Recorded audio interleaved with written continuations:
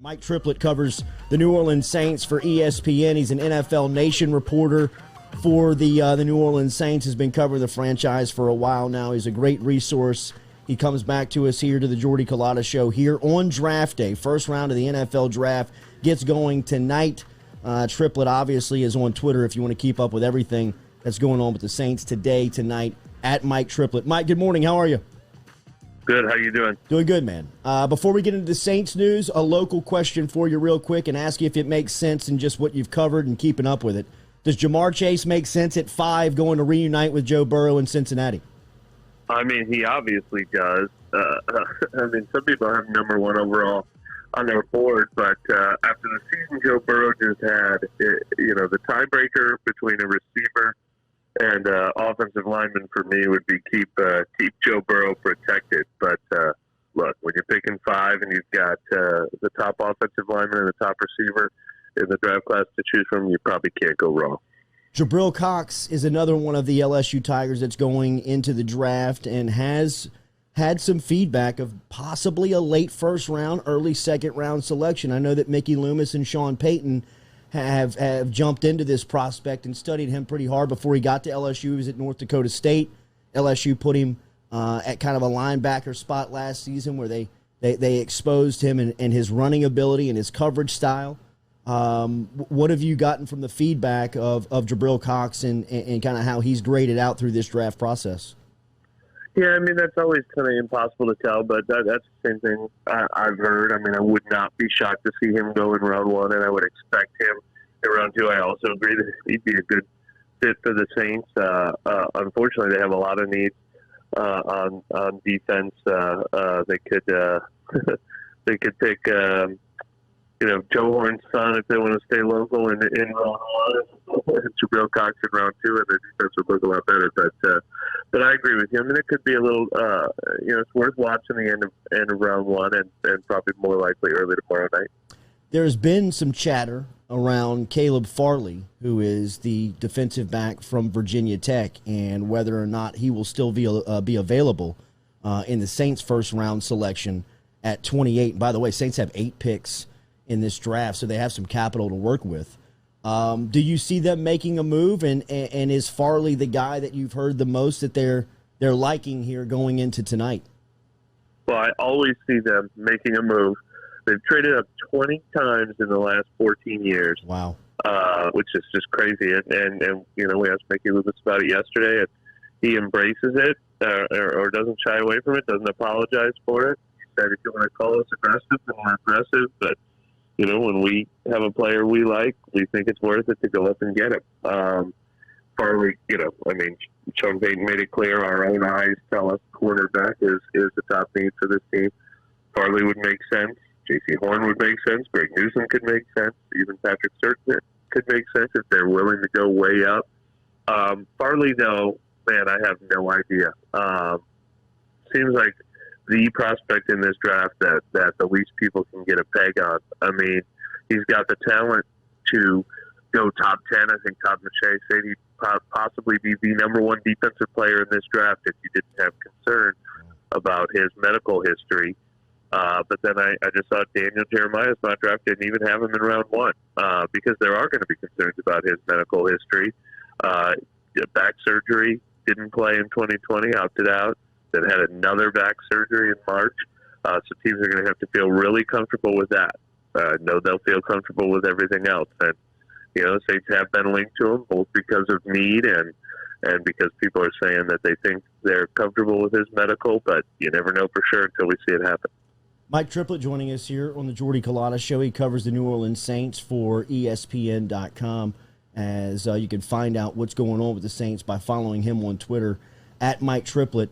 When you talk about the needs, and you mentioned the needs that they have on defense, where would you start?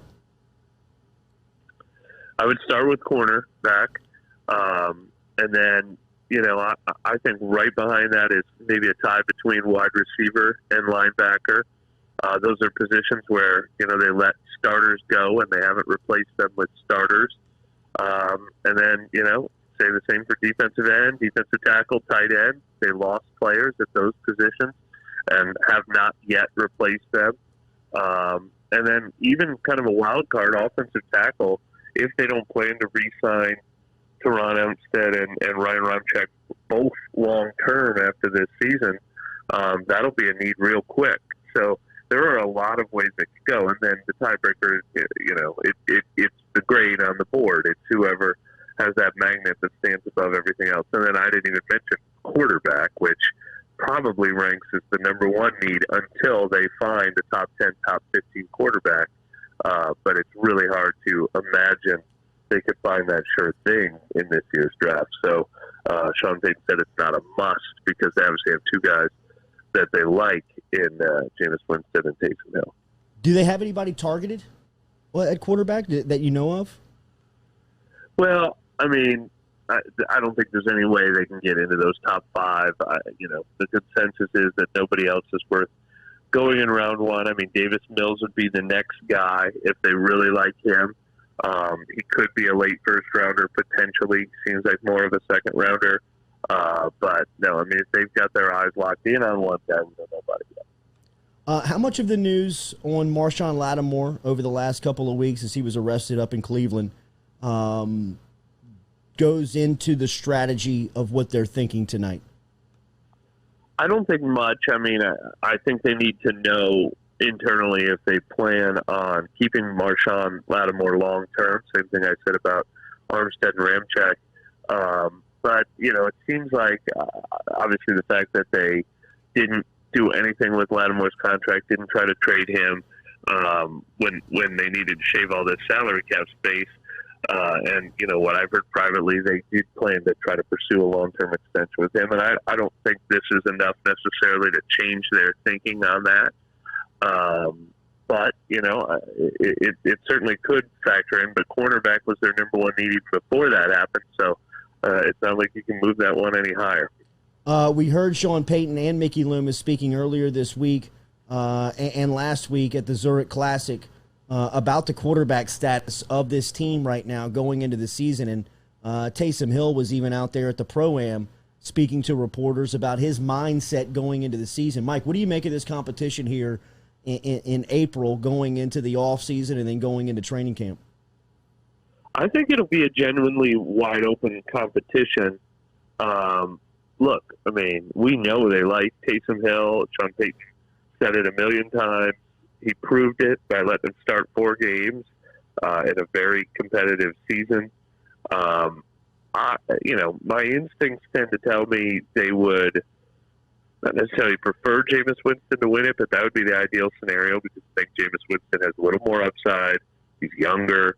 And if he's the starting quarterback, then Taysom Hill can continue to play that role on offense as a runner and a receiver and a tight end that he's been so valuable in.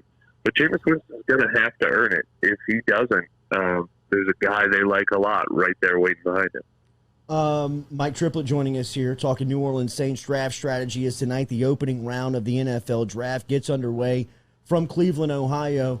Mike, over the last 3 years, it's been argued, and the Saints have made a pretty good point in the argument that they may have had the best roster in the league over that time span. Now, without Drew Brees and having to clear $100 million in cap space this offseason, where do you have this roster going into tonight's draft, going into the weekend's draft, and going into the offseason for the first time in a long time without a guy like Brees? I still think it's one of the most talented rosters in the NFL. Depth is what they lost. I mean, they made a decision that their approach was to stay all in, to stay aggressive. They didn't trade off their top assets. I mean, when we all start putting on our top 100 players in the NFL list, they could still have 7 or 8 guys on it. When you go through, Alvin Kamara and Michael Thomas and the tackles that we mentioned on offense, and Demario Davis, Cam Jordan, Marshawn Lattimore. On defense, this is still a team that is loaded with star talent and wants to continue to contend. And frankly, they did not get their usual play out of the quarterback position last year. Drew Brees admittedly struggled with injuries all year, missed 4 games, struggled early in the season when he was dealing with other injuries. Taysom Hill started 4 of those games, and this was still a 12-4 team despite not having elite quarterback play last year. So if they get very good quarterback play this year, this I think could still be a team that's competing to win the NFC South and go deep into the playoffs. With Jameis being the guy, it almost seems like, do you think they were trying to kind of hide him during those Taysom Hill starts? No. Look, Taysom Hill had sort of earned the spot to be next in line. I mean, they were never lying about their belief that Taysom Hill could be a quality starter in this league. He had been with the team for 4 years. He had re-signed as a restricted free agent. Sean Payton said they had conversations about how they were going to give him that opportunity. And, Jameis had just shown up in July. He was the newcomer, and he was the more unproven guy. So, I mean, you take that all into account, it was Taysom's turn. He was next in line. So I don't think there was anything beyond that they were like had a super secret plan to keep Winston under wraps. But I think now that Jameis is in his second year in the system, now that sort of Peyton delivered on his promise to Taysom Hill, it's wide open. They're on equal footing going into this bout. Okay, so to that point, is that why Taysom is doing quarterback only drills? He thinks it's an open competition going into the season. Oh yeah, for sure. I mean, this is his shot. If they tell him you had to wait 4 years behind Drew and then you have to wait a couple years behind, Jameis Winston, and one day maybe we'll give you an opportunity. No, this is his shot to be probably not only starting quarterback for the Saints, but a starting quarterback in the NFL. Period. I mean, other people are probably going to have to see it before they give him that opportunity, unless injury opens something up down the road. But this is his best shot at it. He's going to go all in to be the starting quarterback. Hey, Mike, what's your priority list for long-term contracts? Ramczyk, Lattimore, who goes first? It's a good question. I mean, I feel like Ramczyk is the must in the group because you have to keep either him or Teron Armstead. You can't be going into next year looking for two new offensive tackles. And Ramczyk just feels like a safer bet to, you pay him now, you could probably get 10 quality years out of him as a starting offensive tackle. But either one would create a gaping hole on this team. So ideally they get them both done. Morning, Mike. I was just wondering, what's the culture like for the Saints right now? Who's the clear-cut leader now with life without Drew Brees? I know it's kind of crazy to be saying that right now. Mm-hmm. Well, they have so many leaders on this team that have been around for a while that, leadership by committee, I suppose, is possible. They're all carrying on the tradition. But to answer that question, one thing I thought was interesting was when we talked to Taysom Hill at the golf tournament, and somebody said, what's it going to be like with Drew Brees? The first name he mentioned was DeMario Davis, which is really interesting since he's an offensive player and Davis is a defensive player. And Davis has only been around for 3 years, but, it should come as no surprise to us because we've seen him be that kind of a leader for this team. That's the kind of impact he has on the staff. Do you expect them to stay at 28 tonight? And if they do you have a player in mind? I know that you mentioned earlier that you expect them to be aggressive and make moves, but yeah. Do you expect them to be at 28? Well, I would say trading up is probably at least 50-50, both because the tea leaves are out there and because, it's just their history. And if they did that, I would think cornerback is the most likely reason that they're trading up. But, yeah, I mean, otherwise, as I mentioned, they have so many positions that you call needs or wants. I've done a couple mock drafts, and one of them I went with linebacker Damon Davis, and one of them I went with receiver Elijah Moore. I would have considered a defensive end if it fell a certain way. So a lot of times it's, the highest graded player at any one of 6 or 7 different positions. ESPN.com. He is the NFL Nation reporter for the New Orleans Saints. You can follow him on Twitter at Mike Triplett. It will be a busy day. Thank you for starting it off with us here on the Jordy Culotta Show. Mike, we'll talk again soon. Thanks for having me. Yes, sir. There is Mike Triplett checking in from New Orleans this morning, getting set here on draft day, expecting the Saints to be aggressive